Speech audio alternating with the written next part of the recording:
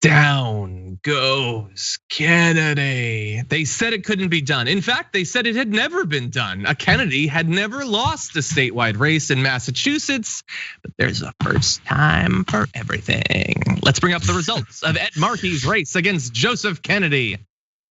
With Edward Markey winning 55.5% to 44.5%, at least when I took that screenshot. I don't know what the final result is gonna be, but the final result is gonna be that Ed Markey won re-election. So that is certainly good.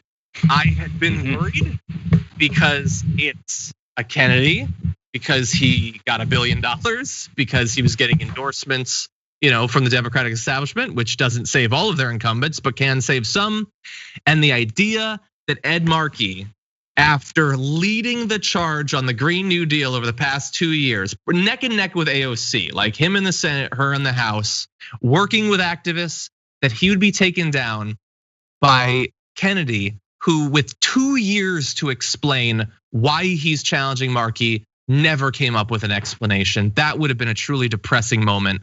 But here, thankfully, Markey has won. There's some good news. This says a lot. It says a lot, John. So, as we know, anytime the Democratic establishment comes with someone like a Kennedy to take the spot of a progressive in office, it really shows just how important it is to them that this isn't the way things go for the Democratic Party. They're like, okay, there's plenty of potential challengers, but let's come with a Kennedy on this one, because Kennedys don't lose, as we all have been talking about so much. And there's no way we can lose this because Kennedys just don't lose. And we're gonna go ahead and get Speaker of the House to endorse him. That's gonna help galvanize this effort, and it's just all gonna be over. That's a lot of focus and attention on the progressive, because that's what's so threatening. It's so threatening to have policies and an agenda that help the American people, that you're like, let's bring this established name, so much so that, again, Nancy Pelosi decided to be upset when someone came forward and disparaged the name of the Kennedys. You can't do that. This is only politics. Hey, I thought in politics you're supposed to talk about your opponent and criticize what they're doing wrong and how you're gonna do it differently. But you can't do that with a Kennedy because they're untouchable.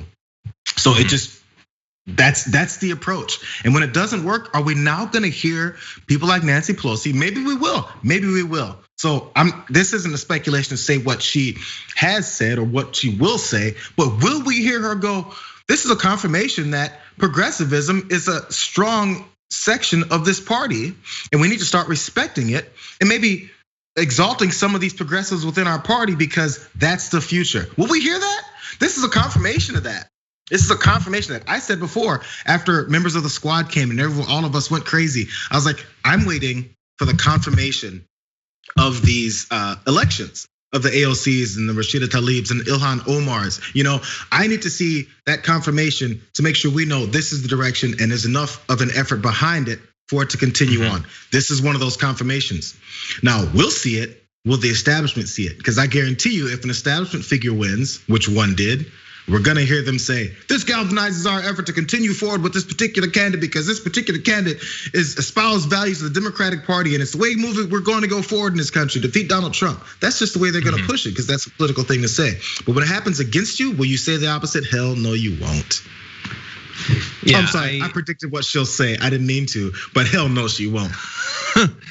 Yeah, and look, it was close. And the thing is, Markey's on the older side, and so does Elizabeth Warren. So it's not like Kennedy's not gonna run again in a few years or 6 years or 10 years or whatever. He'll inevitably do it.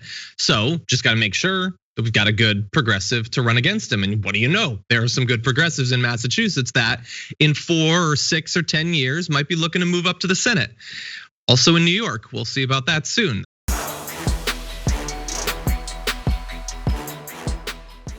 Check out the Damage Report podcast each day, wherever you get your podcasts, whether Pocket Casts or Stitcher or iTunes. You can join me as I give you the news and stories you want, with a range of co-hosts and interview guests jumping in on the fun each day. Again, that's the Damage Report, wherever you get your podcasts. And if you get them at iTunes, don't forget to rate and review. Sometimes I'll read them live on the show.